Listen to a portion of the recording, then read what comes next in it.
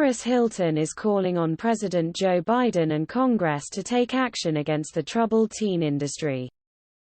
Hilton has become an advocate for youths who are placed in congregate care facilities by either their parents or their state's government after previously coming forward with her own story of abuse and trauma as a misbehaving teen in the documentary This Is Paris.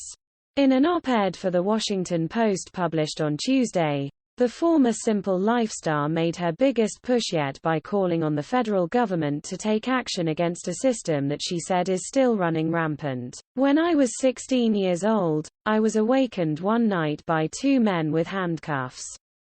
They asked if I wanted to go, the easy way or the hard way, before carrying me from my home as I screamed for help," she began.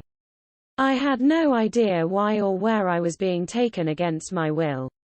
I soon learned I was being." The 40-year-old revealed she was subjected to a parent-approved kidnapping and noted that it is a practice that countless other teens undergo in the United States. The former reality TV star turned businesswoman shared that she believes her wealthy parents fell for the misleading marketing of the troubled teen industry while they were searching for solutions to her rebellious. Hilton outlined the abuse she personally suffered at 4 different facilities she went to as a kid. "I was choked, slapped across the face, spied on while showering and deprived of sleep," she alleged. "I was called vulgar names and forced to take medication without a diagnosis.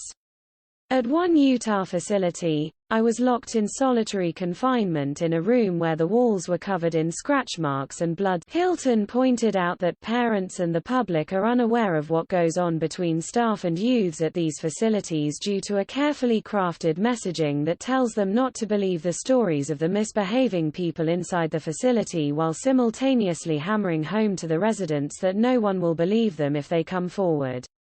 As a result, she noted that the only recourse is to have the troubled teen industry looked at on a The last time the federal government looked seriously at problems with congregate care was the 2008 Government Accountability Office report, Residential Programs, Selected Cases of Death, Abuse, and Deceptive Marketing, Hilton wrote.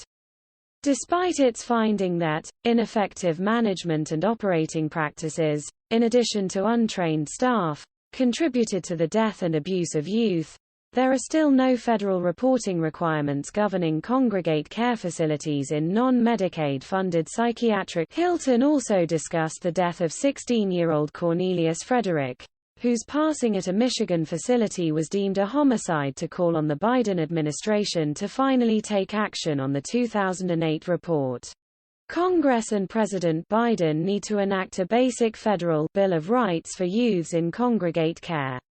Every child placed in these facilities should have a right to a safe, humane environment, free from threats and practices of solitary confinement, and physical or chemical restraint at the whim of staff, she wrote. Had such rights existed and been enforced, I and countless other survivors could have been spared the abuse and trauma that have. She concluded by calling on Congress to implement funding for a comprehensive reporting system for incidents of institutional abuse, establish a federal best practices training for staff at these types of facilities and oversight to make sure that basic human rights of children at these places are looked after. Ensuring that children, including at-risk children, are safe from institutional abuse, neglect and coercion isn't a Republican or Democratic issue. It's a basic human rights issue that requires immediate action. Those in power have an obligation to protect the powerless, Hilton